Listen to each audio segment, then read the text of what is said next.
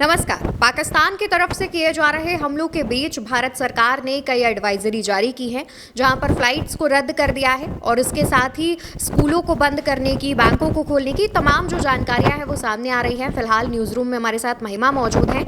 महिमा आपको बताएंगी कि आखिर जो एडवाइजरीज हैं वो क्या क्या हैं। तो महिमा, कौन कौन सी एयरलाइंस बंद की गई हैं और जो भी जानकारी है जी, तो सबसे बड़ी बात ये है कि रात से ही जब लगातार हमले हो रहे हैं, काफ़ी बड़ी इंटेंसिटी में हमले तो 6 मई की रात से ही हो रहे हैं, जब भारत की तरफ से ऑपरेशन सिंदूर किया गया। उसके बाद से ही पाकिस्तान की तरफ से हर बार रात में ही ज़्यादातर इंटेंसिटी में हमले हो रहे हैं। तो इस बीच पहले कुछ राज्यों के कुछ ही एयरपोर्ट्स को बंद किया गया था, जो कि बॉर्डर से सटे हमारे इलाके पड़ते हैं। वहाँ के ये एयरपोर्ट्स को बंद किया गया था और ये जो बंद किए गए थे उन्हें सिर्फ 10 मई तक बंद किया गया है। अब इनकी डेट भी बढ़ा के दी गई है, लेकिन साथ ही पहले 20 से ज़्यादा, कुछ 20 के आसपास कुछ एयरपोर्ट्स को बंद किया गया था, लेकिन अब इनकी संख्या जो है वो 32 कर दी गई है। 32 एयरपोर्ट ऐसे हैं जिन्हें बंद कर दिया गया है। तो पहले राज्य बता देते हैं। 9 राज्य हैं वो जिनके एयरपोर्ट्स को बंद किया गया है। इनमें जम्मू कश्मीर, चंडीगढ़, राजस्थान, गुजरात, हरियाणा, उत्तर प्रदेश, हिमाचल और लद्दाख है। ये वो राज्य हैं जहाँ के उनको एयरपोर्ट्स को बंद किया गया है। इनमें जम्मू कश्मीर का अवंतीपुर, जम्मू और श्रीनगर जो एयरपोर्ट पड़ता है उन्हें बंद किया गया है। चंडीगढ़ एयरपोर्ट को बंद किया गया है। बीकानेर, जैसलमेर, जोधपुर, किशनगढ़, उत्तरलाई, ये राजस्थान में पड़ते हैं एयरपोर्ट्स, इन्हें बंद किया गया है। लद्दाख जो कि हमारा यूनियन टेरिटरी है, वहाँ पर भी लेह और थोइस में जो एयरपोर्ट पड़ता है उन्हें भी बंद कर दिया गया है। इसके अलावा हिमाचल का कांगड़ा, कुल्लू मनाली का भूंतर और शिमला में जो एयरपोर्ट पड़ते हैं उन्हें बंद किया गया है। पंजाब में आदमपुर, पठानकोट, अमृतसर, भटिंडा, हलवारा, लुधियाना और पटियाला। हरियाणा में अंबाला और इसके अलावा गुजरात में भुज, जामनगर, कांडला, केशोद, मुद्रा और नालिया, पोरबंदर और राजकोट, जो कि ये हिरासर में पड़ता है। ये जो राज्य हैं, 9 राज्य, इनके 32 एयरपोर्ट को बंद कर दिया गया है, ताकि जो भी रक्षा के कारण हैं, सुरक्षा के कारण हैं, इनकी वजह से बंद किया गया है। क्योंकि लगातार हम देख रहे हैं रात से हमले किए जा रहे हैं और ज़्यादातर जो पाकिस्तान की तरफ से हमले हो रहे हैं वो सिविलियंस के एरियाज़ में ही हो रहे हैं, जहाँ पर घनी आबादी रहते हैं, जहाँ पर आम लोग रहते हैं। जैसा कि अभी हम लोग बात कर रहे थे, तब अभी हम लोग को पता चला था कि जो जम्मू कश्मीर के CM हैं, उन्होंने एक ट्वीट किया था कि एक जो ऑफिसर हैं राजौरी में, जब रात में हमला किया गया तो उनकी डेथ हो गई। वो बहुत अच्छे ऑफिसर थे, उनके घर भी वो उनके परिवार से मिलने के लिए पहुँचे। आज CM उमर अब्दुल्ला वो वहाँ पर उनसे मिलने के लिए पहुंचे। इसके अलावा पूरे देश में कई जगहों पर एडवाइजरी जारी की गई है। साथ ही बहुत सारी चीज़ें और हुई हैं, उस पर भी हम बात कर लेते हैं। तो गुजरात में 18 ज़िले हाई अलर्ट पर है। साथ ही सोमनाथ मंदिर और द्वारका मंदिर की सुरक्षा बढ़ा दी गई है। इसके अलावा क्या हुआ है, हरियाणा में और साथ ही हरियाणा के अलावा भी जो बॉर्डर से सटे इलाके हैं उनमें हेल्थ डिपार्टमेंट के अधिकारियों और कर्मचारियों की छुट्टियाँ जो हैं वो कैंसिल कर दी गई हैं। साथ ही जम्मू कश्मीर में 10 से ज़्यादा स्कूल, 10 ज़िलों के स्कूल बंद हैं। हाई सिक्योरिटी डॉक्टरों की छुट्टियां जो है वो कैंसिल हो गई हैं। इसके अलावा बहुत सारे ऐसे शहर हैं जहां पर लगातार चेकिंग की गई है। चेकिंग से एक और बात ध्यान में आती है कि नेपाल जो बॉर्डर है हमारा, वहां पर भी सुरक्षा बढ़ा दी गई है। वहां पर भी पुलिस को तैनात कर दिया गया है, चेकिंग तैनात कर दी गई है। ऐसा होता नहीं है यूजुअली, क्योंकि नेपाल और इंडिया के बहुत अच्छे संबंध है और बहुत ही कैजुअल है वहाँ पर जाना। जैसे कि हम एक शहर से दूसरे शहर में जा रहे हो, ऐसे हम एंटर करते हैं। लेकिन वहाँ पर भी सुरक्षा कारणों की वजह से बढ़ा दी गई है, क्योंकि वहाँ से भी आतंकी घुसपैठ हो सकती है या फिर इस तरीके की चीज़ें हो सकती हैं। इस वजह से ये चीज़ें की गई हैं। इसके अलावा लखनऊ की अगर बात करें तो KGMU और SGPGI जैसे जो टॉप मेडिकल संस्थान हैं उनको भी अलर्ट पर रहने के लिए कहा गया है। साथ ही बनारस, आगरा, अयोध्या, मथुरा समेत जो कई जैसे ऐसे संवेदनशील जिले हैं, वहाँ पर भी पुलिस ने पूरी रात चेकिंग एक्सरसाइज की है और लगातार वो ये सुनिश्चित करने की कोशिश कर रहे हैं कि यहाँ तक हालात ना बिगड़े या जो भी ऐसी चीज़ें हों तो वो सुरक्षा कारणों से सारी चीज़ें वो एक्सरसाइज पर कर रहे हैं।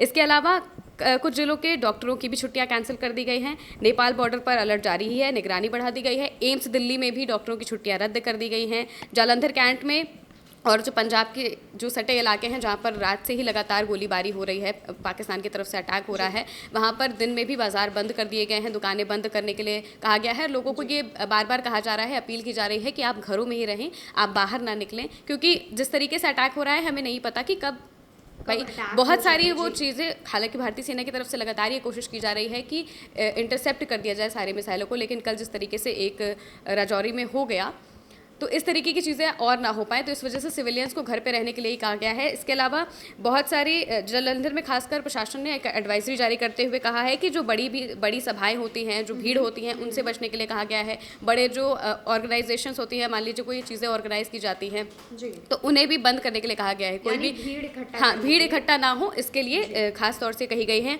ऊंची इमारतों में जाने से बचने के लिए कहा गया है। कैंट और आदमपुर के बाजारों को बंद करने के खास तौर से आदेश दिए गए हैं। इसके अलावा पठानकोट, फिरोजपुर, बिलासपुर और पंजाब से सटे जो इलाके हैं, नगरोटा आता है इनमें, और भी जो जालंधर है, भटिंडा है, इन सब जगहों पे लगातार जो है वो एडवाइजरी जारी कर दी गई है कि बाज़ार बंद रखे जाएँ, लोग जो हैं वो अपने घरों में ही रहें, बाहर ना निकलें।